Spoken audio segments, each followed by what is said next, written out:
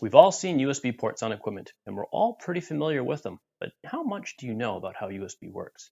Are you able to explain to a customer the relationship between USB types, payload, and data throughput to allow them to make an informed decision about which USB type to choose? This short course will lay out the building blocks to give you more confidence in making sure your customers are furnished with the facts they need to know. The Universal Serial Bus has been a familiar friend since 1996, offering a much simpler way to connect with devices such as keyboards, mice, and printers. In those early years, USB 1.1 gave us up to 12 megabits per second of bandwidth to work with, also known as full speed. Plenty for those tabletop human interface devices commonly referred to as HID devices. By 2001, USB 2.0 came on the scene with 480 megabits of bandwidth, also known as high speed, and ushered in a new era of convenient to connect, sophisticated products such as mass storage devices, thumb drives, high-speed network adapters, external displays, and of course, streaming cameras.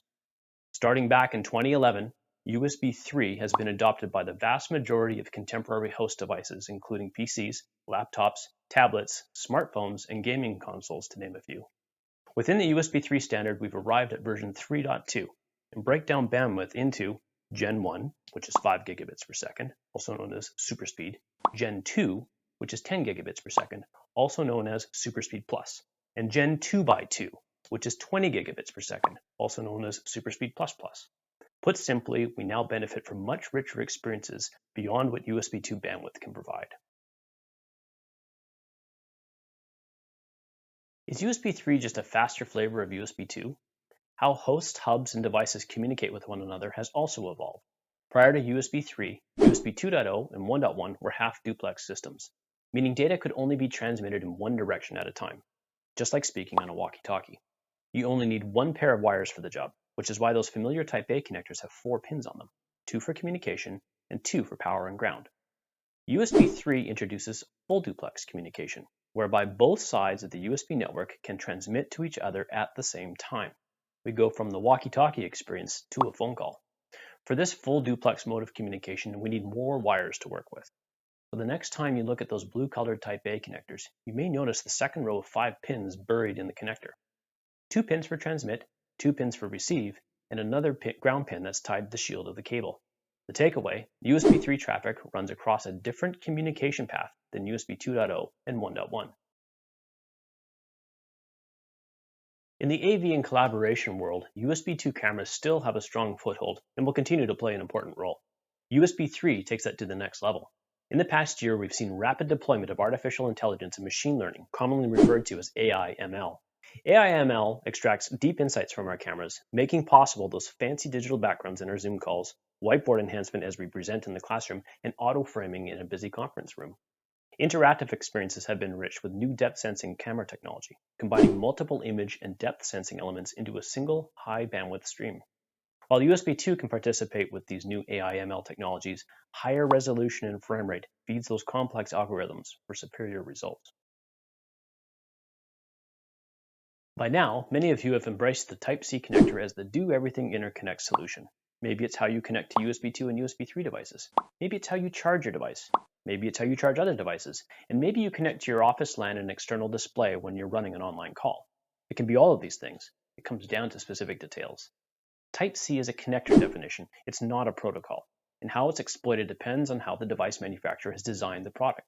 It has been designed for reliable service over many cycles and is orientation agnostic. Plug it in right side up or upside down. It doesn't matter.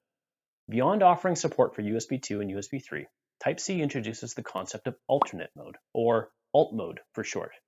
The Type-C connector has a group of high-speed pins that can be repurposed on the fly for other tasks, such as transmitting native uncompressed video signals, or DisplayPort alt mode. Let's have a quick look at the Type-C connector pinout. You recall the trusty Type A connector on the lower left, with its 4 pins of power and signal. Simple. In comparison, the Type-C connector has 24 pins, but don't be overwhelmed. You'll recognize some familiar faces. Let's start with D+ and D-. These are the same D+ and D- pins from the USB 2 interface on the Type A connector. Moving on to V-bus, this is the same as plus, or power, 5 volts, on the Type A connector. Finally, ground maps to minus. The new pins are TX1, TX2, and RX1, RX2. These pins is where USB 3 lives and where alt modes can be configured. You recall on the USB 3 version of the Type A connector, we have a second row of pins. These two pairs of communication pins map to two pairs of high-speed lanes on the Type C connector. This leaves us with two high-speed lanes, which we can use for DP alt mode as an example. The SBU pins are like auxiliary channels for supporting alt modes, and the CC pins help define what the port can do.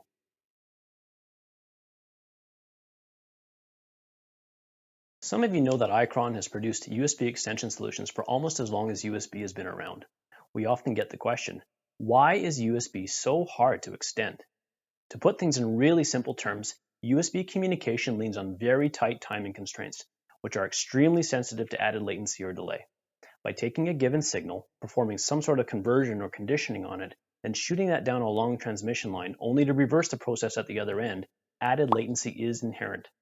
USB standards do not address the concept of extension, so it's up to companies like Icron to innovate within the fringes of timing tolerance. Much of what we do in extension is minimize latency and make very careful decisions on what types of packets need priority over the others. For one further, there are a couple of different endpoint types, or data types for the purpose of this discussion, that have different timing and bandwidth characteristics. Let's get into those so you can have a better understanding of what to look for in an extender.